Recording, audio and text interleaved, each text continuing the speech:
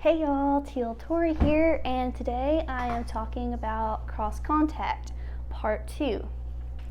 There is so much to talk about with cross contact, and I just wanted to add some more to my original video. So please like this video, subscribe to my channel, and share this on whatever social media you may be on. Just spread the word. Food allergies are very serious, and people need to know and understand them. So before I get started, I want to tell you about FARE. FARE stands for Food Allergy Research and Education and is an organization that does so much good. They are searching to find a cure and have so much information on their website, which is on the screen, foodallergy.org. I love just looking around on their website because there is so much on there. It's just an incredible resource with basically everything you need to know about food allergies and living with them. Please check it out. You will learn a lot. I know I have. One of my favorite things to look at is their blog that several people post on about different updates on certain things and just living with food allergies. For me, reading those posts makes me feel less alone, like a reminder that there are others going through the same thing I am, and understand completely what it's like.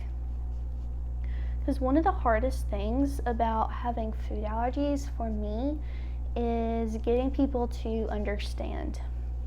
I tell people I have food allergies and they say that they understand, when really you don't completely understand what it's like unless you have allergies yourself. It can be hard to understand everything we go through just with reading labels, dealing with cross contact, constantly being on high alert, being careful with every single bite of food.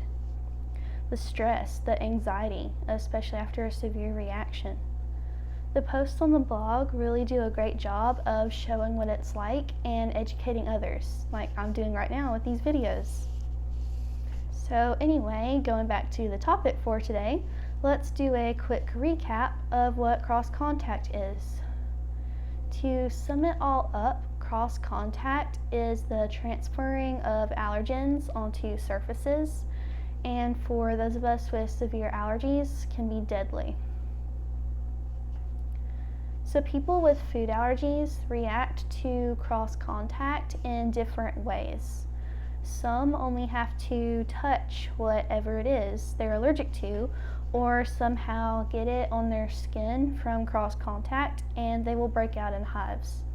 Some, like me, only react if it gets inside them somehow, from eating it or touching my eyes or mouth with allergens on my hands.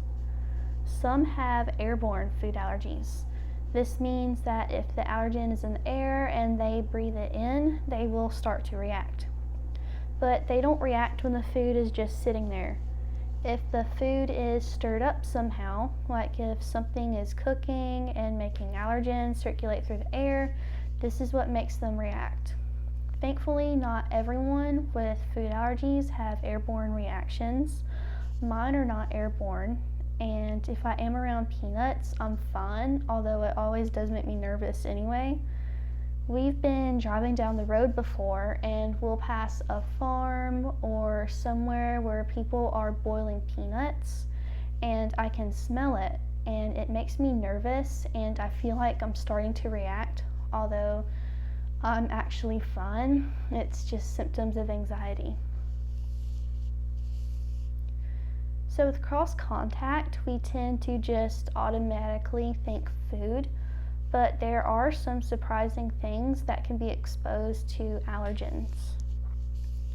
Think about pet food. I have 2 dogs, and we have to be very careful about what kind of food and treats we buy because of cross contact.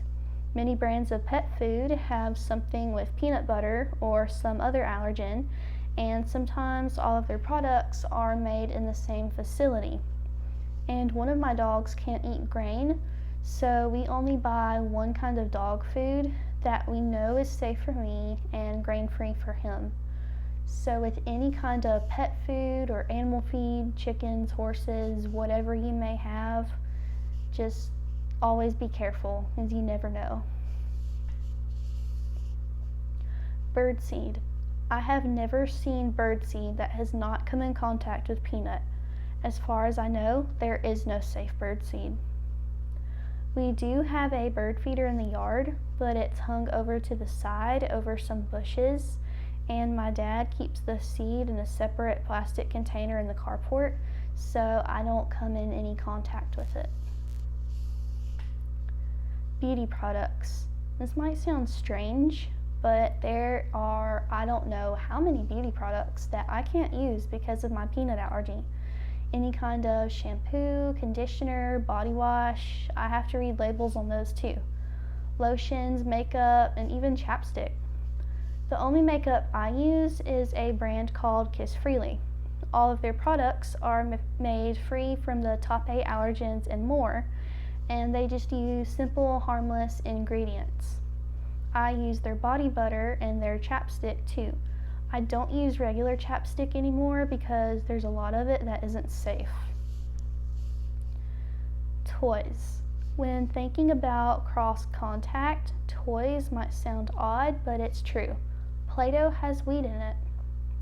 You just never know what could have your allergen in it or have any chance of cross contact. One more example is medicines and supplements. Again, these could either actually contain the allergen or have cross contact. Just can't stress this enough. Always be careful. Arachis hypogea. This is the scientific name for peanut and can be found in things such as beauty products. I used to use chapstick, the brand name chapstick, until my mom was reading the label one day and found Arachis in the ingredients list. Labeling is really an issue, especially when you are like me and have to worry about cross contact. To me, cross contact is the hardest thing about having food allergies, and labeling makes up a huge part of that. And for some reason, there are way too many names for peanut. If you've seen Andy Griffith, you might remember Ernest T. Bass wanted to sing Eatin' Goober Peas, but there are actually several more names for peanut than that. These are the names for peanut, and if you have a peanut allergy and see one of these in the ingredients list, please do not use the product. All of these mean that the peanut is actually in the product. So there's arachic oil, Arachis or Arachis hypogea, artificial nuts, beer nuts, earth nuts, goober peas or goobers, ground nuts, hydrolyzed peanut protein, mandalonas, mixed nuts, monkey nuts, new nuts, flavored nuts, nut pieces, nut meat, and hypogeic acid. And these are the names that mean the product may contain peanut. Some of these might actually have peanut in them, and others could have cross contact, but we need to be very careful with these as well. So we have artificial flavoring, baked goods, candy, chili. This might sound weird, is peanut, chili, how? But some people put peanut butter in their chili as a thickener, and so just always need to be careful. Chocolate, crumb toppings, egg rolls, enchilada sauce, fried foods, ethnic foods like African, Asian, Chinese, Indian, Indonesian, Thai, Vietnamese, Mexican, flavoring, graham cracker crust, hydrolyzed plant or vegetable protein, marzipan, mole sauce, and natural flavoring. Lupin is a legume that cross-reacts with peanut at a very high rate, and it is definitely a good idea to avoid this if you have a peanut allergy. The scientific name is Lupinus albus and can be found in seed or flower form. I have never actually eaten lupin, although I have had something with cross contact, but I know I do not want to take the risk of actually eating it. All of these names I just mentioned are so much to remember, and that's just for peanut. There are many other names for the many other allergens, and that is just so sad and can be very frustrating. I wish labeling wasn't such an issue. If you don't know everything you need to be looking out for, you can have a reaction from one of these. People can die because of this. Other legumes. As I mentioned in my first video, I am also allergic to chickpea, also known as garbanzo bean. If you're allergic to peanut, which is a legume, you have an increased chance of reacting to other legumes. This is what happened to me with chickpea. But the thing about my chickpea allergy is that I don't have to worry about cross contact. When I was tested for chickpea, my allergist explained that the protein is different than the peanut, and because of that, cross contact isn't an issue. And I am thankful for that, because chickpea isn't an allergy that's as commonly known as the top allergens, and no one labels for that.